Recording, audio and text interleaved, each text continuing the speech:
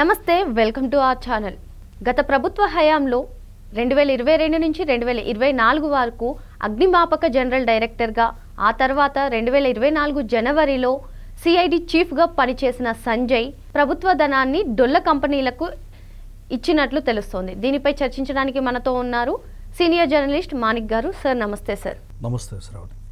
Sir, బాధ్యతాయుతమైన పదవిలో ఉండి సిఐడి చీఫ్గా ఉండి అసలు లేని కంపెనీకి, అది కూడా కేవలం ఒక వార వ్యవధిలోనే ప్రభుత్వ సొమ్ము వెళ్ళేలాగా చేశారు. దీన్ని మనం ఎలా చూడాలి సార్? ఈ సిఐడి చీఫ్ సంజయ్ గారు ఒక ఐపీఎస్ ఆఫీసర్ అమ్మ. ఐపీఎస్ ఆఫీసర్ అంటే భారతదేశంలో అత్యున్నతమైన service, civils, UPSC, union public service commission. అలాంటి ఉన్నతమైన సర్వీసు చేసిన వ్యక్తి జగన్మోహన్ రెడ్డి గారికి ఒక కార్యకర్తలాగా పనిచేస్తూ ఏటు విజయసాయి రెడ్డి కావచ్చు, మిగతా ఆ ప్రభుత్వంలో ఎవరైతే క్యాబినెట్ ఉందో వాళ్ళకి వేరే విధేయుడిగా పనిచేస్తూ ప్రభుత్వ ఖజానాను కొల్లగొట్టాడు డొల్ల కంపెనీల పేరు చెప్పి.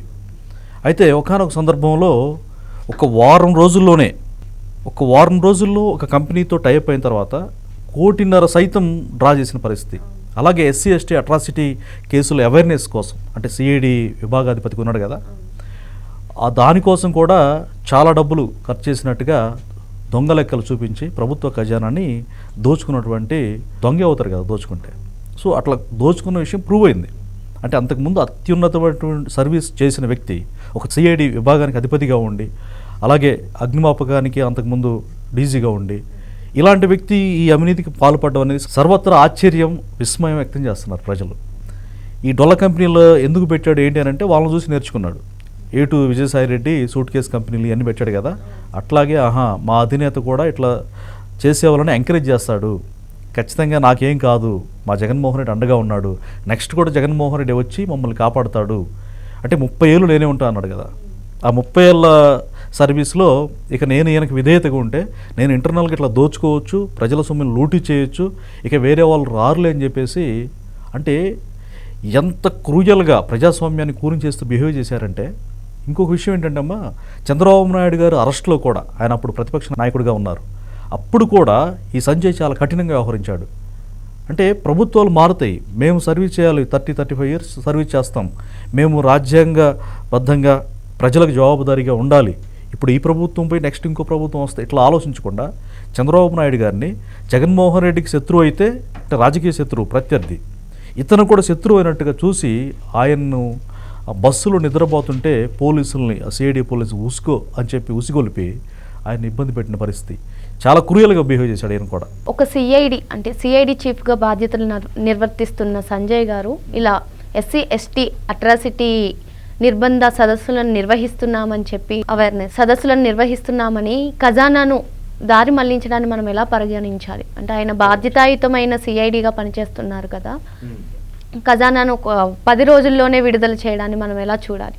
ఎస్, అయితే ఈయన ఒక సిఐడి ఆఫీసర్గా ఉండి, అంటే ఎస్సీ ఎస్టీ అట్రాసిటీ కేసులు ఏవైతే ఉన్నాయో, అంటే వాళ్ళ రక్షణ కోసం, ఎస్సీ ఎస్టీలకు రక్షణగా ఉన్నటువంటి ఆ చట్టాలు అందరికీ తెలియాలి అని చెప్పి అవేర్నెస్ క్యాంప్స్ జరుగుతూ ఉంటాయి. అయితే ఇవి ఏమి చేయకుండానే దాంట్లో భాగంగా ఇదిగో ఇంత ఖర్చు అయ్యని చెప్పేసి దాదాపుగా అమౌంట్ చాలా ఎక్కువ మొత్తంలో ఆయన డ్రా చేసినట్టుగా మనకి క్లియర్గా అర్థమవుతుంది. ఈరోజు మీడియాలో కూడా వచ్చింది.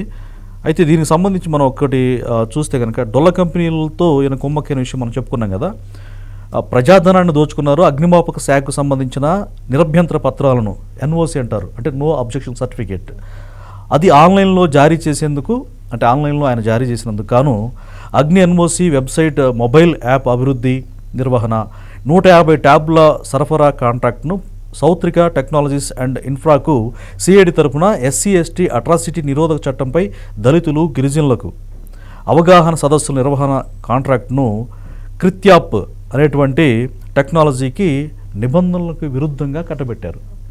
అంటే పక్కా ప్రీ ప్లాన్డ్ దోపిడీ అన్నట్టు. అంటే వాళ్ళకి ప్రభుత్వం అంటే భయం లేదు, చట్టం అంటే అసలు భయం లేదు, ప్రజలంటే అసలు లెక్కలేదు. ఇలాంటి వ్యక్తుల్ని జగన్మోహన్ రెడ్డి కోటరీగా పెట్టుకొని తన ఇష్టానుసారంగా అధికారులకి, అంటే పోలీసు అధికారులని వాళ్ళని కూడా ఇన్వాల్వ్ చేస్తే రేపు నాకు కట్టు బానిసల్లాగా ఉంటారు, నన్ను గెలిపించడానికి వీళ్ళు బాగా ఉపయోగపడతారని చెప్పేసి చాలామంది ఐపీఎస్లను కూడా అంతకుముందు మనం చూసాం. శ్రీలక్ష్మి గారు కూడా ఊచలెక్క పెట్టారు, వీళ్ళ నాన్నగారి హయాంలో చేసిన దుర్మార్గానికి గాను. ఆవిడకి కూడా పిలిచి మళ్ళీ ఆమె తెలంగాణ క్యాడర్ ఐఏఎస్ యాక్చువల్లీ. అయితే జగన్మోహన్ రెడ్డి యొక్క కుయుక్తి ఏంటంటే ఈ అధికారులు కూడా ఇన్వాల్వ్ చేస్తే వీళ్ళు కూడా క్రైమ్లో ఇన్వాల్వ్ అయి ఉంటారు, నాతో పాటు వీళ్ళు కూడా ఇరుక్కుంటే సచ్చినట్టు నాకు ఆటోమేటిక్గా ఫేవర్ చేసి పెడతారనేటువంటి ఒక దురుద్దేశంతో డబ్బులు కట్టలు విసిరేయడంతో పాటుగా వాళ్ళకి లైఫ్ లాంగ్, ఫర్ ఎగ్జాంపుల్ ఒక ఐఏఎస్ని మార్చాలనుకున్నప్పుడు కొంచెం స్ట్రిక్ట్గా ఉంటే ఎంత డబ్బు కావాలా, నీకు సర్వీస్లో నువ్వు ఎంతకాలం జాబ్ చేస్తావో, నీ శాలరీ ఎంత వస్తుందో రెట్టింపు డబ్బులు ఇస్తానని చెప్పి డబ్బు నోట్ల కట్టలు వాళ్ళ ముందు ఇసిరేస్తున్నట్టుగా చాలా విమర్శలు ఉన్నాయి. అంటే చాలామంది అప్పుడు ప్రత్యక్ష సాక్షులు అనుకున్నట్టుగా సమాజంలో చర్చ జరుగుతూ ఉంది. అది నిజమే అని కూడా మనకు అర్థమవుతుంది ఇప్పుడు. ఎందుకంటే ఐఏఎస్లు ఐపీఎస్లు కూడా ఆయనకి ఆ విధంగా సపోర్ట్ చేస్తూ ఉంటే ఖచ్చితంగా డబ్బుతో మ్యానిపులేట్ చేస్తాడు ఆయన. మీరన్నట్టుగా నిబంధనలకు విరుద్ధంగా ఒక కంపెనీకి బాధ్యతలు అప్పగించడమే కాకుండా ఆ కంపెనీ చేయాల్సిన బాధ్యతలు సిఐడి ఆఫీసర్సే చేసినట్టుగా మనకి పలు వార్తల్లో చెప్తున్నారు. దీన్ని ఎలా చూడాలి మనం? కంపెనీలు ఏదైతే కాంట్రాక్ట్ కంపెనీలు ఉంటాయో వాళ్ళతో టైఅప్ అంటే డొల్ల కంపెనీలు అయ్యి క్రెడిబిలిటీ కలిగిన పారదర్శకంగా ఉండే కంపెనీలు కాదనమాట. Just fake. ఆ ఫేక్ కంపెనీలు కట్టబెట్టి ఆ డబ్బులు వీళ్ళకే వస్తాయి, అంటే వీళ్ళ వ్యక్తులకే ఇచ్చుకుంటారు. ఆ కంపెనీలు క్రెడిబిలిటీ కలిగిన కంపెనీలు కాదనమాట. అంటే ఆ విధంగా ఇప్పుడు చూడండి, ఎస్సీ ఎస్టీ అవగాహన కోసం, అంటే దళిత గిరిజనుల కోసం రక్షణ చట్టాలు ఉన్నాయి. వాళ్ళ మీద ఎవరన్నా దాడులు చేసినా, కులం పేరుతో దూషించిన శిక్షలు చాలా కఠినంగా ఉంటాయి. రాజ్యాంగంలో వాళ్ళ గురించి చాలా సెక్యూర్గా పొందుపరచబడ్డాయి ఆర్టికల్స్ ఇవన్నీ కూడా అని చెప్పే క్రమంలో అవేర్నెస్ కల్పించాలి. అంటే పండితులకి, పామరులకి అందరికీ తెలిసే విధంగా ఊర్లో క్యాంప్స్ నిర్వహిస్తూ ఉంటారు. అందులో భాగంగానే తప్పుడు ఆ డొల్ల కంపెనీలతోటి, అలాగే దానికి ఖర్చు చేయకుండా చేసినట్టుగా ఇతను బిల్లులు పెట్టడం, ఇవన్నీ కూడా దోచుకున్నట్టుగా ప్రూవ్ అయింది. ఇప్పుడు కూటమి ప్రభుత్వం ఏం చేసిందంటే ఇతను ఎంతవరకు పారదర్శకంగా చేశాడు, ఎంతవరకు ఇతను వృత్తిని ఫ్రూట్ఫుల్గా ఫుల్ఫిల్ చేశాడు అనేటువంటిది ఎంక్వైరీ చేస్తే అసలు కళ్ళు బయర్లు గమ్మేటువంటి వాస్తవాలు బయటకు వచ్చాయి. ఇతను కూడా రేపు కటకటాల్లో ఉంటాడు.